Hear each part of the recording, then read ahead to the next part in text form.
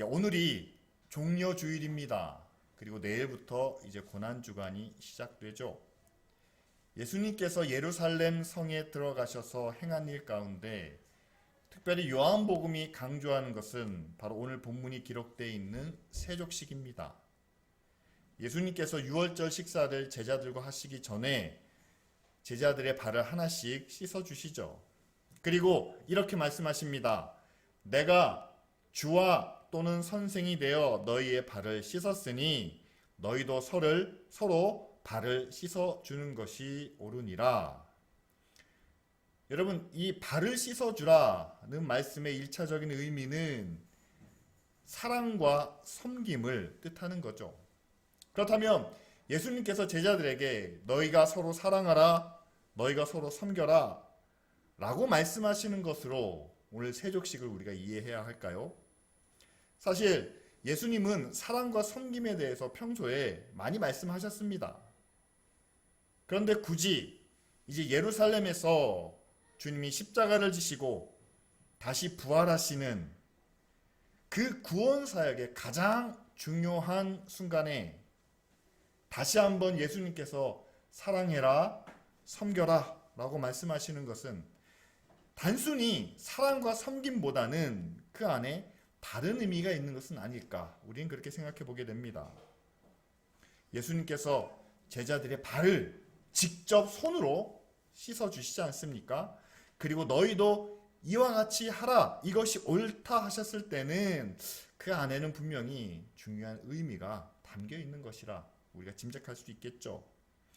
왜냐하면 지금 예루살렘에는 예수님을 중심으로 굉장히 중요한 그런 움직임이 일어나고 있었기 때문입니다.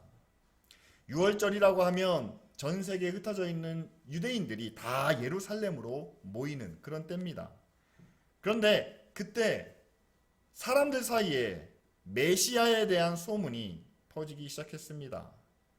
갈릴리에서 로마의 율법이 아니죠.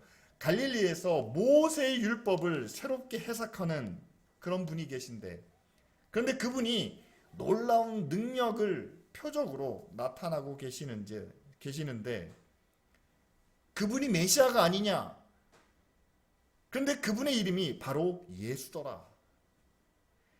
예수님을 통해서 많은 능력을 경험했던 사람이 오병이의 기적을 통해서 들판에서 자신들의 배를 채우는 그 경험을 했던 무리들을 중심으로 예수여 우리의 왕이 되시길 원합니다 라는 그런 예수를 따르는 그런 하나의 세력이 형성되었죠. 예루살렘에 있는 바리새인들과 대제사장들이 이 소식을 모르는 게 아니었습니다. 그들은 이전에도 예수님께 사람을 보냈습니다. 어떤 사람인지, 어떤 능력인지, 그리고 그 예수님이 우리와 같은 편이 될 수 있는지를 은근히 떠보는 그런 정황이 성경에 기록되어 있죠. 그런데 예수님은 그 바리새인들의, 그 서기관들의 불의와 불법 그리고 외식을 비판하십니다. 그러자 이들은 곧 반감을 품고 우리의 힘을, 우리의 기득권을 지키기 위해서는 저 예수를 우리가 좀 통제할 필요가 있다라고 하며 예수를 반대하는 그런 세력을 함께 형성하게 되었습니다. 그런데 이 두 세력이 유월절에 예루살렘에서 함께 부딪히게 되죠. 그런데 이들의 긴장감을 높이는 한 가지 사건이 있었는데 그것은 우리가 지난번에 함께 나눈 예수님께서 베다니에 있는 나사로를 다시 살리시는 일입니다. 이 소식이 예루살렘까지 퍼졌습니다. 그러자 예수님을 따르는 백성들이 열광하기 시작했죠. 호산나, 호산나, 다윗의 자손이여 라고 부르며 예수님이 이제 예루살렘 성에 들어가면 거기서 뭔가 큰 일을 행하시리라. 지금 자신들이 억압되어 있는 그 굴레에서 우리를 해방시키시고 우리에게 자유를 주실 거라 아마 그들은 그렇게 믿었던 것 같습니다. 옆에 있는 제자들도 덩달아 흥분을 하죠. 주님이 이렇게 우리를 구원해 주시면, 구원자가 되시면 우리도 뭔가 예수님과 더불어 얻을 것이 있지 않겠는가라고 기대하며 예수님을 따르고 있었습니다. 그런데 이와는 반대로 백성들의 환호성이 높아지면 높아질수록 불안해하는 이들이 있었습니다. 바로 지금까지 이스라엘의 모든 권력을 손안에 쥐었던 대제사장과 바리새인들이 그랬죠. 자신들의 기득권을 지키기 위해서는 어쨌든 이 소동을 잠재워야만 합니다. 그러기 위해서는 예수와 그 따르는 자들을 없애는 것이 가장 좋은 방법이었죠. 그래서 예수를 없앨 수 있는 방법을 그들이 모의하기 시작합니다. 자, 예수님을 사이에 두고 두 세력이 이제 큰 싸움을 벌일 것 같은 그런 기세입니다. 예수를 앞세워 새로운 세상을 만들고 거기서 자유와 권력을 누리려는 그런 이들이 있는 반면에 예수를 없애 자신의 권력을, 자신의 힘을 지키려는 사람들이 있었습니다. 그런데 그 사이에 계신 예수님은 정작 자신을 통해 이루어질 일에 대해서는, 권력과 투쟁에 대해서는 전혀 관심이 없으시고 오히려 제자들을 다 앉혀놓으신 후에 그들의 발을 씻어주시며 너희도 내가 너희의 발을 씻어주는 것처럼 서로 발을 씻어주는 것이 옳다라고 말씀하시죠. 앉아있는 제자들은 자, 예루살렘에서 무슨 일이 일어날까? 우리가 어떤 자리에 오르게 될까? 한껏 희망에, 꿈에 부풀어 있는데 예수님은 발을 씻어주시면서 말씀하십니다. 너희도 서로 발을 씻어줘야 된다. 그들의 희망에 찬물을 끼얹는 그런 이야기죠. 자, 여기서 주님은 하나님의 구원이 세상 사람들이 생각하는 것처럼 힘과 권력을 통해서 이루어지는 것이 아니라 바로 사랑과 섬김을 통해서 이루어진다는 것을 세족식으로 우리에게 보여주고 계십니다. 예수님께서 제자들의 발을 씻어주는 의미는 크게는 두 가지가 있죠. 첫째는 예수 그리스도의 십자가의 보혈이 우리에게 있는 모든 죄를 다 씻어 정결케 하신다는 그런 대속의 의미가 있습니다. 또한 그와 동시에 발을 씻어준다는 것은 종의 일이죠. 섬김입니다. 그런데 그 섬김과 사랑이 이 땅에 하나님의 나라와 하나님의 권세를 이루는 일에 아주 귀하게 사용된다는 것을 우리에게 말씀하고 계시죠. 그래서 14절 말씀에 내가 주와 선생이 되어 너희의 발을 씻어준 것처럼 너희도 서로 발을 씻어주는 것이 옳으니라 라고 이렇게 말씀하시지 않았겠습니까? 이것이 옳다는 것은 이제 제자들이 앞으로 예수 그리스도가 부활하시고 승천하신 후에도 그들이 복음을 전하고 사람들을 구원하고 또한 교회를 이룰 때에도 그들이 세상에서 세상처럼 힘과 권력으로 교회를 세우고 하나님의 나라를 이루는 것이 아니라 예수님이 발을 씻어주시는 그 모습을 생각하며 사랑과 섬김으로 복음을 전해야 하고 또한 이 땅에 하나님의 나라를 이루어야 한다라고 이렇게 말씀하십니다. 여러분, 이건 이 세상과는 오히려 반대되는 일로 하나님의 나라를 또한 교회를 이루어야 된다는 말씀이죠. 다시 말씀드리지만 발을 씻어주는 것은 종의 일입니다. 여러분, 지금도 마찬가지죠. 세상의 위험한 일, 더러운 일, 우리가 3D라고 보통 말하지 않습니까? 그런 일은 힘이 없는 사람이, 배운 것이 없는 사람이 그 일을 하게 됩니다. 지금은 많은 외국인 노동자들이 우리나라에 그런 일들을 하고 있죠. 그리고 그들이 그렇게 고생하고 힘들게 이뤄놓은 그 결과를 힘 있는 사람이나 권력 있는 사람, 뭔가 누릴 가치가 있다고 세상에서 인정받은 사람들이 그 결과와 그 열매를 누리고 있습니다.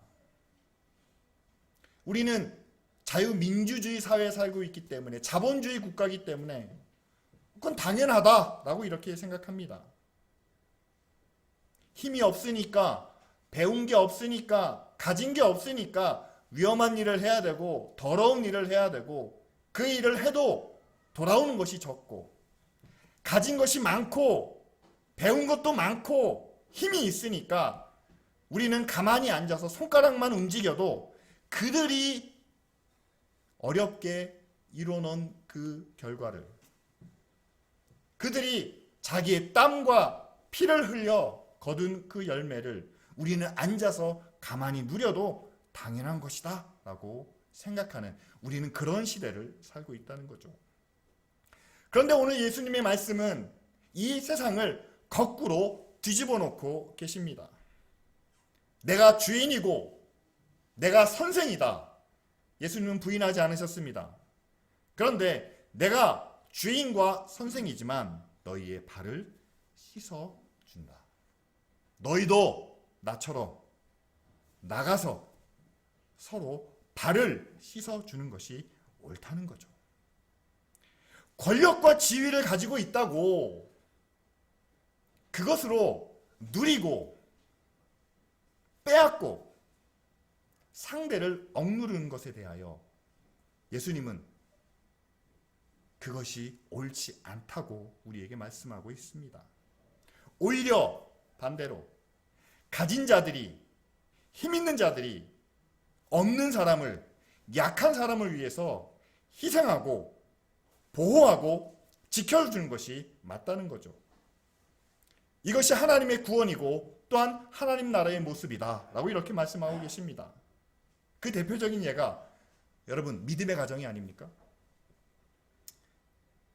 여러분 하나님이 함께 하시는 가정은요, 강하고 힘 있는 부모의 품 안에서 약하고 가진 것 없는 그 자녀들이 그 사랑을 받으며 또한 섬김을 누리며 잘 자라게 하십니다. 하나님이 약속하신 천국의 모습도 그렇죠. 전지전능하신 하나님이 우리를 위해서 미리 준비하시고 또한 예배하신 곳이 천국입니다. 우리는 그 나라에 가는데 그 나라에 합당하지도 않습니다. 가진 능력도 지혜도 부족합니다. 그러나 약한 우리가 강하신 하나님이 만든 그 나라에 가서 누리고 또한 그 안에서 기쁨을 함께 나누는, 이것이 바로 천국의 모습이죠. 세상과는 반대로 되는 것이 바로 하나님이 우리에게 원하시는 가정의 모습이고 또한 하나님이 우리를 위해서 만드신 천국의 모습이기도 합니다. 그렇기 때문에 이제 예수님께서 제자들에게 말씀하신 것처럼 이제 교회도 하나님이 원하시는, 하나님이 만들어 가시는 그런 천국의 모습을 우리가 함께 이루어야 된다는 거죠. 교회 안에서는 강한 사람이 약한 사람을 지시하는 것이 아니라 오히려 약한 사람을 위해서 강한 사람의 솔선수범하는 그런 모습이 나타나야 됩니다. 그리고 여러분, 믿음 안에서 하나님의 능력으로 강한 교회가 하나님을 의지하지도 않고 하나님을 몰라서 연약하여 두려워하고 걱정하고 그래서 모든 것이 자기 중심적으로 똘똘 뭉쳐져 있는 이 세상을, 강한 교회가 약한 세상을 섬기며 돌보는 것이 옳다는 것이 오늘 세족식이 우리에게 주고 있는 의미라는 거죠. 여러분, 세상은 아직 힘 있는 사람이 대접받고 약자는 억압과 고통을 당하고 있습니다. 그리고 그들은 섬김은 실패한 사람이, 힘없는 사람이 어쩔 수 없이 하는 일이다 라고 우리는 그렇게 보고 있죠. 바로 이 세상에 하나님의 구원이 필요한 이유입니다. 하나님은 세상을 그렇게 만드시지 않았습니다. 하나님이 약해서 우리를 사랑하시는 게 아니고 예수 그리스도가 힘이 없어서 우리 대신 십자가를 지신 게 아니고 성령이 능력이 없어서 우리를 위해서 기도하시며 우리를 위해서 탄식하시고 우리와 늘 함께 하시는, 우리를 따라다니시는 그런 분이 아니라는 거죠. 강하시지만 우리를 위해서 그렇게 하고 계십니다. 따라서 섬김은 강한 사람의 행동이고 실천이라는 사실이죠. 세상이 정말 힘에 의해서 또한 세상이 돈에 의해서 움직이는 것처럼 보이지만 그래도 일말이나마 아직 구원의 희망은 조금은 남아있는 것 같습니다. 왜냐하면 지금 교회 밖에서도 섬김과 희생을 외치는 목소리가 있기 때문이죠. 무슨 얘기냐면요, 여러분 지금 선거철입니다. 언제부턴가 플랜카드가 내다붙고요, 그 다음에 후보들을 지지하는 사람들이 자켓을 입고 이야기합니다. 우리가 서울시를 섬기겠습니다. 제가 부산을 위한 쫑이 되겠습니다. 정의를 위해서 희생하며 이 한 몸을 바치겠습니다. 대략 이런 말들이 구호 가운데 등장합니다. 시장의 자리가 그 시를 관할할 수 있는 그런 권력의 자리라는 것을 누구나 다 알고 있죠.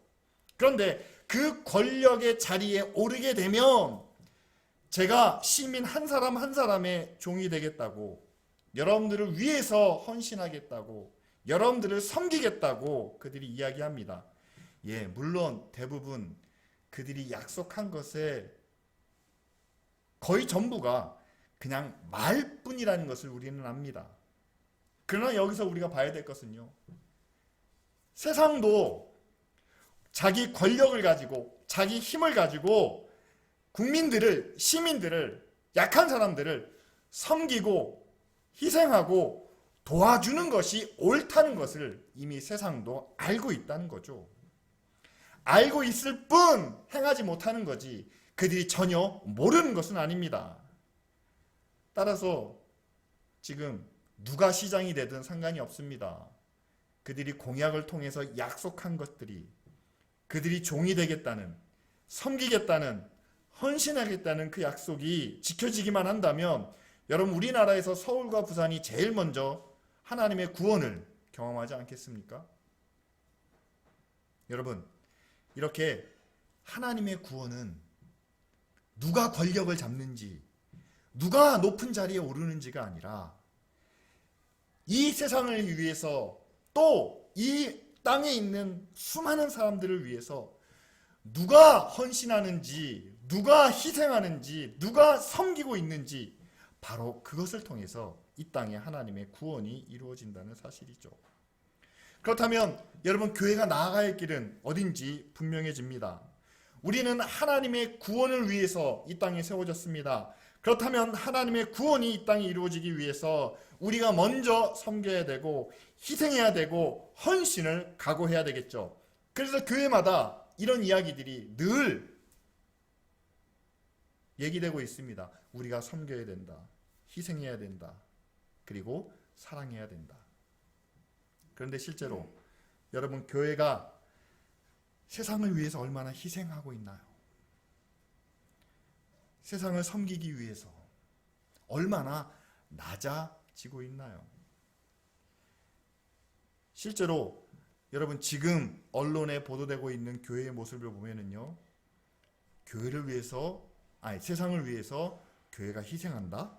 라는 것보다는 오히려 세상과 맞서 싸우려는 모습이 더 많이 보여지고 있습니다. 일부 교회들은 세상을 적으로 몰아세웁니다. 그들이 조금이라도 교회에 피해를 입히거나 문제를 제기하거나 반대하게 되면 그것을 종교 탄압이다 라고 말하며, 여러분, 교회는 세상이 교회를 어떻게 보는지 잘 모릅니다. 이 자리에 함께 예배하고 있는 교인의 모습만 기억하고, 이 교인들이 세상에 나가서 자기 직장에서 자기 일상생활에서 어떤 모습으로 살아가고 있는지 교회는 별로 관심이 없습니다. 그저 교회 나와서 열심히 기도하고 열심히 헌신하고 여기서만 잘하면 오케이다 라는 생각을 갖고 있는 것처럼 보입니다. 그러다 보니까 여러분, 세상이 교회에 대해서 어떻게 생각하는지, 교회 때문에 그들이 하나님을 어떻게 말하고 있는지 거기에는 상관이 없고, 교회는 무조건 거룩하고 의로우니까 교회를 반대하는 것들은 다 사탄이고 마귀다 라고 몰아세우며 그들과 싸우는 것을 영적 전쟁이라고 말한다는 사실이죠. 여러분, 영적 전쟁이 뭔지 아십니까? 영적 전쟁은요, 어떤 개인이나 어떤 조직을 상대로 하는 것이 아니라 세상의 불의와 악에 맞서 싸우는 것이 바로 영적 전쟁입니다. 그럼 여기서 불이라는 게 어떤 겁니까? 하나님이 창조하신 것들, 하나님이 창조하신 이 자연과 이 생명을 무책임하게 파괴하는 것이 바로 불입니다. 그리고 이 모든 세상의 것들이 다 하나님의 영광을 위해서 살아야 되는데, 그게 우리의 목적인데, 먹고 사는 문제 때문에, 그리고 세상에서 우리가 살아남아야 한다는 것 때문에 단지 보이는 돈과 권력이 이 세상의 전부인 것처럼 그렇게 살도록 만드는 것이 악입니다. 그리고 각종 비리와 부정부패와 땅 투기로 자기 이익은 챙기면서 서민들의 삶을 나몰라라 하는 그런 기득권들이 불입니다. 자기 이익을 위해서라면 타인의 생명이나 인격은 아랑곳하지 않는, 무시해버리는 그런 이기심이, 그런 욕망이 우리가 싸워야 할 악과 불의의 모습인데, 그런 세상의 불의한 악, 그리고 돈과 권력 앞에서는 아무 말도, 아무 저항도 하지 못하면서 교회에는 조그만 손해를 끼치는 그런 만만한 상대에게는 싸우려고 덤벼드는 것이 지금 교회의 모습이라는 거죠. 사랑하는 성도 여러분, 우리가 세상과 그렇게 대립한다고, 그렇게 싸운다고 여러분 한 영혼이라도 우리가 구원할 수 있겠습니까? 지금 이 사회가, 지금 세상 사람들이 교회를 어떻게 바라보고 있는지, 교회 때문에 하나님에 대하여 그들이 어떤 생각을 갖고 있는지 거기에 대해서는 전혀 모르는 채 무조건 교회는 의롭고 거룩하다라고 주장한다면 과연 그들이 하나님의 말씀에 귀를 기울일까요? 여러분, 지금 우리가 살고 있는 이 사회를 좀 더 객관적으로, 좀 더 깊이 있게 바라보시기를 바랍니다. 교회가 세상과 싸우려는, 경쟁하려는 것이 아무 의미가 없다는 것을 우리는 알 수 있습니다. 몇 년 동안 계속해서 교회가 주장했던 일이에요. 이슬람 난민의 유입을 막아야 된다라고 합니다. 불교에게 이익이 되는 것을 우리가 차단해야 된다라고 주장합니다. 그래야 교회가 살아남을 수 있다라고 얘기합니다. 그러면서 교회가 커져야 되고 교인들의 숫자가 많아져야 된다라고 이야기합니다. 만약 이슬람을 막고 불교에게 불이익을 주고 그래서 교인들의 수가 증가했다고 칩시다. 더 이상 세상이 교회를 비난하거나 욕할 수 없는 그런 상황까지 교회가 성장했다고 한번 가정을 해보겠습니다. 그럼 믿는 사람들이 더 많아졌겠죠. 교회도 더 많아졌겠죠. 자, 그렇게 된다고, 그렇게 되었다고 여러분 우리나라에 하나님의 의의가 더 분명하게 드러날 수 있겠습니까? 우리나라에 하나님의 뜻이 이루어지는 하나님의 나라가 더 온전하게 세워질 수 있겠습니까? 저는 분명히 여러분들에게 말씀드릴 수 있습니다. 지금 한국교회의 모습이라면, 지금 한국에 있는 그리스도인들의 삶이라면 숫자가 2배가 된다고 해도 우리나라에는 결코 하나님의 나라와 하나님의 의가 세워질 수 없습니다. 이것은 숫자의 문제가 아닙니다. 규모나 크기의 문제도 아닙니다. 우리가 얼마나 하나님을 따르고 있는지. 예수님이 분명히 제자들의 발을 씻겨주시면서 너희도 그렇게 섬기는 것이, 서로 사랑하는 것이 옳다고 말씀하셨는데, 그 사랑과 섬김이 과연 교회를 통해서, 믿는 사람들을 통해서 얼마나 이 땅 가운데, 이 사회 가운데 나타나고 있는지. 여러분, 하나님의 나라와 하나님의 구원을 이루기 위해서는요, 더 많은 그리스도인의 숫자가 필요한 것이 아니라 진실한 그리스도인의 모습이 우리 가운데 필요하다는 사실이죠. 한번 이런 상황을 생각해 보십시오. 인구도 줄어들지만 교인들의 숫자도 계속 줄어들고 있습니다. 그러면 교회 규모도 작아지겠죠. 아마 대형 교회들은 유지비가 많이 들기 때문에 문을 닫아야 될지도 모릅니다. 이제 교회 규모도 작고 사람들도 적으니까 얼마나 사람들이 교회를 우습게 볼까요? 손가락질 할 수도 있고요. 세상에서 차별을 당한다든지 어려움을 겪는다든지 정말 세상으로부터 손해보는 일을 교회와 그리스도인들이 많이 경험해야 될지도 모릅니다. 그런데 한번 생각해 보십시오. 세상에 많은 것들이요, 크고 많아지면 불순물도 그만큼 많아집니다. 대신 작고 약해지면, 여러분, 교회가 작고 연약할 때 그 교회를 찾는 사람도 줄어들죠. 다시 말씀드리면 작고 연약한 것 가운데는 순수한 것만 남을 수밖에 없다는 겁니다. 교회가 작아지고 교인도 줄어들고 이제 아무것도 세상적으로 기대하거나 바랄 것이 없는 그 교회에 남아있는 순수한 그리스도인들이 세상 가운데 고난을 당하고 어려움을 겪지만 그럼에도 불구하고 오늘 우리에게 주신 하나님의 말씀을 지켜 행합니다. 세상을 향하여 하나님의 사랑과 섬김을 실천합니다. 고난 가운데서도 희생을 당하면서도 그들이 참고 인내합니다. 자, 이런 교회가 우리나라에 남아있다면 과연 교회가 이 땅에서 실패한 겁니까? 잘못된 겁니까? 아니죠. 저는 분명히 말씀드릴 수 있습니다.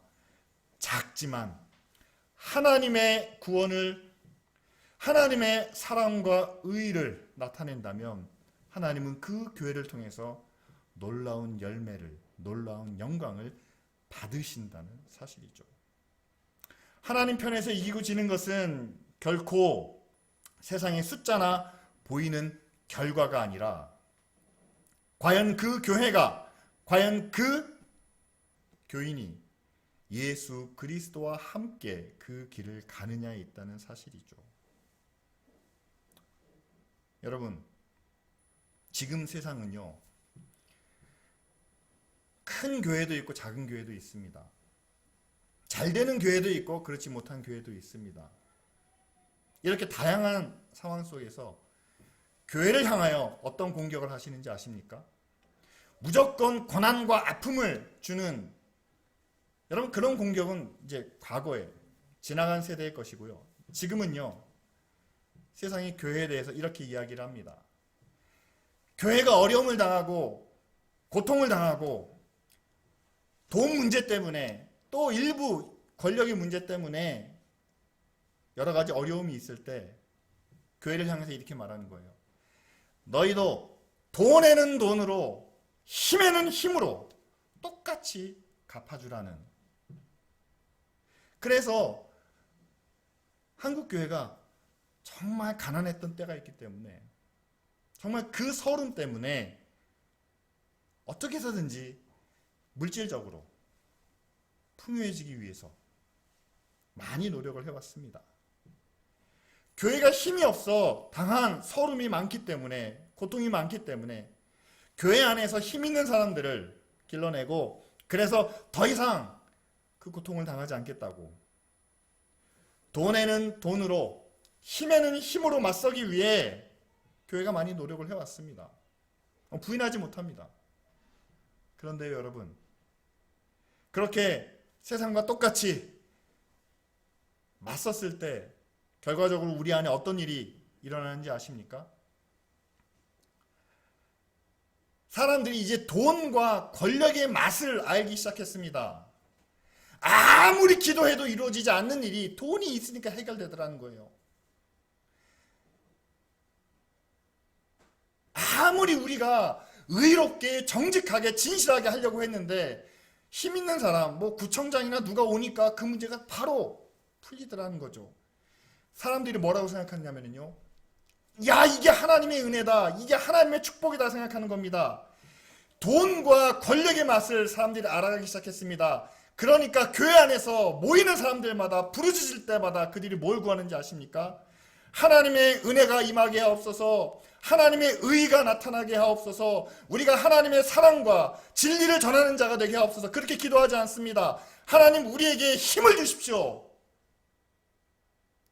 세상이 우리를 건들지도 못할 수 있는 그런 권력을 주시고 세상의 모든 것을 다 사버릴 수 있는 그런 물질을 주셔서 그런 돈과 권력으로 세상을 다스리게 해달라고 우린 그렇게 기도한다는 거죠. 그런데 여러분, 오늘 예수님이 우리에게 말씀하시는 너희가 먼저 발을 씻어주는 것이 옳다, 이 말씀과는 여러분 지금 한국교회가 정반대의 길로 너무 멀리 떨어져 있다는 사실을 우리는 깨달아야만 됩니다. 교회만 그렇게 멀리 떨어져 있는 게 아닙니다. 우리 각 사람의 삶도, 우리의 생각도 너희가 서로 발을 씻겨주는 것이 옳다라는 그 말씀과는 너무 멀리 와 있다는 사실이죠. 여러분, 우리는 이 세상을 구원하기 원합니다. 하나님이 우리에게 그렇게 말씀하셨기 때문이죠. 그러면요, 여러분, 요새 학교에서도 직장에서도 세족식이라는 것을 합니다. 사장이 직원들의 발을, 선생님이 제자들의 발을 씻어줍니다. 왜 그럴까요? 지금까지는 무조건 위에서 아래로 권위적으로 그런 관계만으로 회사와 학교가 운영되었다면 이제는 아니다라는 것을 보여주려고 하는 거죠. 먼저 발을 씻어주면서 선생님이 제자들의 말을 들어주겠다, 사장이, 부장이 말단 직원의 이야기도 생각하겠다, 고려하겠다, 그런 뜻이 아니겠습니까? 하물며 우리는 예수 그리스도의 복음을 가지고 세상을 구원하려고 하는데 믿지 않는 사람을, 또는 하나님을 몰라서 다른 신을 섬기는 그 사람을 우리가 구원하겠다고 하는데, 여러분, 그들의 말을 들을 준비가 되어 있으십니까? 아니면 그들 앞에 허리를 굽히고 무릎을 꿇어서 그 발을 내 손으로 만질 그 자세까지 여러분 낮아져 계십니까? 여러분, 우리의 삶이 얼마나 경쟁과 대결에 익숙해 있는지 아십니까? 아무리 우리가 섬김을 이야기해도, 아무리 우리가 낮아진다고 이야기해도 우리 일상생활 속에서는 경쟁에서 지면 실패한 거니까, 성공하지 못하면 그건 하나님의 영광을 가리는 거니까, 그렇기 때문에 우리는 옆에 앉은 친구와도 경쟁하고 함께 살아가는 이웃들과도 내 이익을 위해서 대립할 수밖에 없는, 우리는 그런 시대를 살고 있습니다. 그런데 여러분, 오늘 예수님이 우리에게 말씀하시는 것은 그렇게 경쟁, 대결을 통해서 하나님의 영광이, 하나님의 나라가 이 땅에 임하는 것이 아니라 이제는 낮아지는, 포용하고 이해하는 그런 섬김을, 사랑을 통해 하나님의 나라가 이 땅에 이루어질 수 있다는 것을 우리에게 말씀하시죠. 사랑하는 성도 여러분, 주님이 저와 여러분들의 발을 직접 씻으셨습니다. 그 말은 주님의 십자가의 피로 우리의 모든 죄를 용서해 주셨다는 말이죠. 그렇다면 그 은혜를 받은 우리가 세상에 믿지 않는 이웃들의 발을 씻어준다면, 여러분, 이 땅을 찾아오는 다양한 종교인들이 있어요. 이슬람교인도 있고 힌두교도도 있고 불교도도 있습니다. 아니, 그것보다 더 극심한 사람들도 있습니다. 우리가 그들은 죄인이다, 저주받았다 라고 우리가 스스로 심판하며 그들을 외면하고 그들을 깔보는 것이 아니라, 여러분, 주님이 우리의 발을 씻으셨다면 우리도 그들의 발을 씻을 수 있는 그런 마음으로 다가가야 하지 않겠습니까? 그들의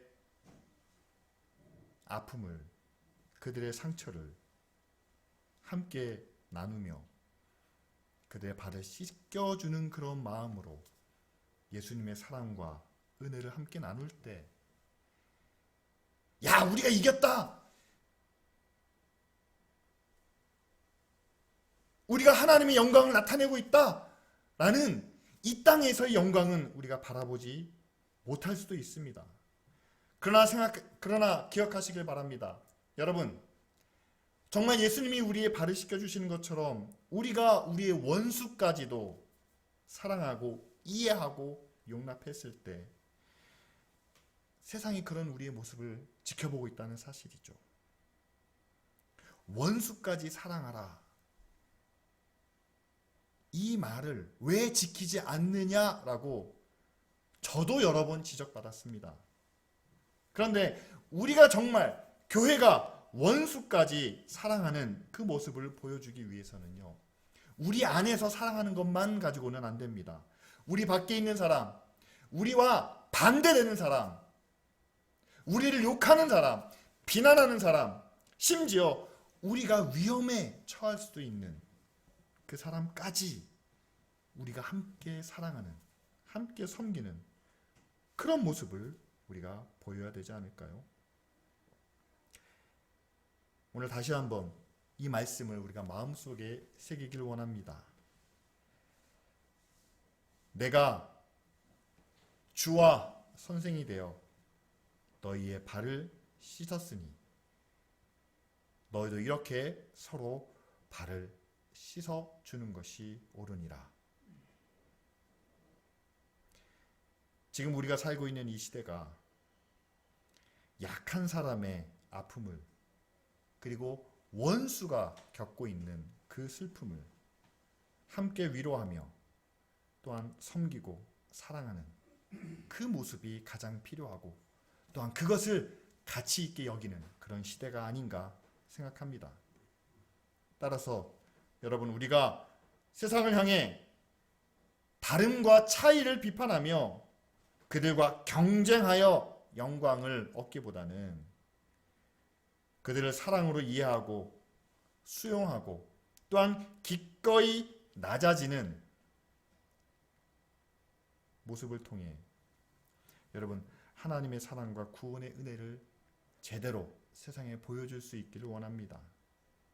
그렇게 그런 진실한 사랑을 통해 지금 우리와 함께 하시는 하나님의 사랑이, 또한 하나님의 영광이 기쁜 우리 교회와 모든 성도들을 통해 세상 가운데 분명히 증거되고 또한 나타날 수 있도록 우리 시간 다 같이 함께 통성으로 기도하겠습니다.